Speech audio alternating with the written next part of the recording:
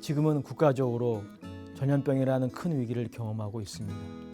참으로 힘든 시기가 아닐 수 없습니다. 교회는 교회대로 힘들고 가게는 가게대로 일터는 일터대로 힘이 듭니다.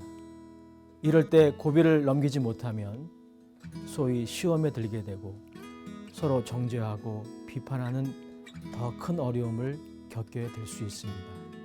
두려움에 눌려 아무것도 못하게 됩니다. 또한 이럴 때 고비를 넘기지 못하면 우리는 고난의 상황을 통해 아무것도 배우지 못하게 될 것입니다. 내가 여호와를 기다리고 기다렸더니 귀를 기울이사 나의 부르짖음을 들으셨도다. 나를 기가 막힐 웅덩이와 수렁에서 끌어올리시고 내 발을 반석 위에 두사 내 걸음을 견고하게 하셨도다. 새 노래 곧 우리 하나님께 올릴 찬송을 내 입에 두셨으니 많은 사람이 보고 두려워하여 여호와를 의지하리로다. 오늘 우리는 시편 40편을 통해 하나님의 백성은 힘든 고비를 넘길 수 있음을 알게 됩니다.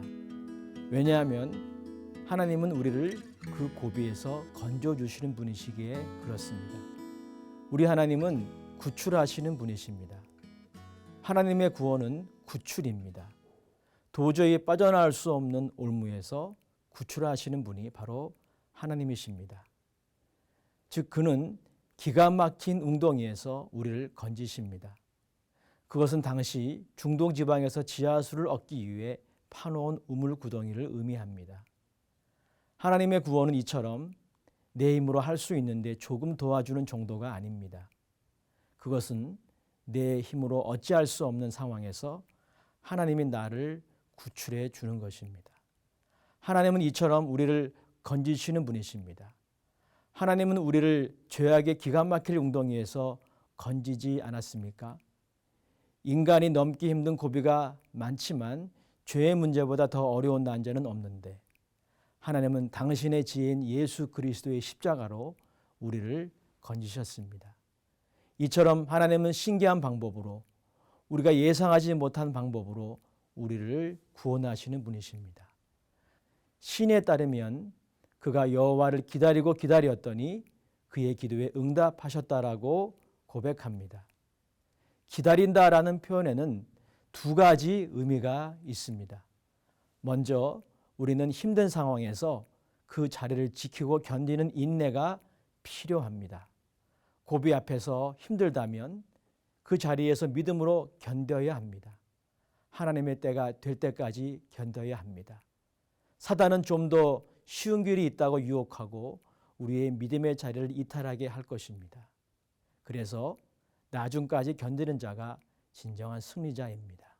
또한 그것은 적극적으로 하나님의 은혜의 보좌 앞에 나아가 자신의 모든 상황을 기도로 아뢰는 것입니다.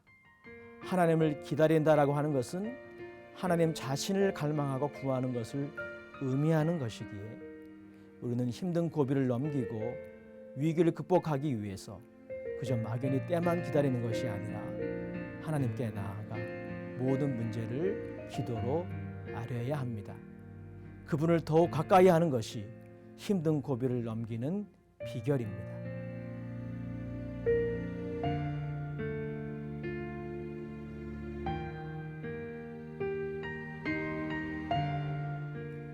오늘도 지구촌은 전염병을 비롯한 온갖 환경적 재앙으로 궁핍의 문제 앞에 있습니다. 역대기야 7장 14절의 약속처럼 하나님의 백성들은 하나님의 얼굴을 구하며 이 국난을 극복하는 지혜를 의지해야 합니다. 아들 예수를 통해 인류의 최고의 난제를 해결하신 하나님의 지혜로 우리는 그 외의 다른 인생의 힘든 고비들도 능히 넘기게 되리라고 소망합니다. 때로는 힘에 겨워 지치고 넘어져도 다시 하나님의 자비를 구하며 겸비하게 엎드립시다.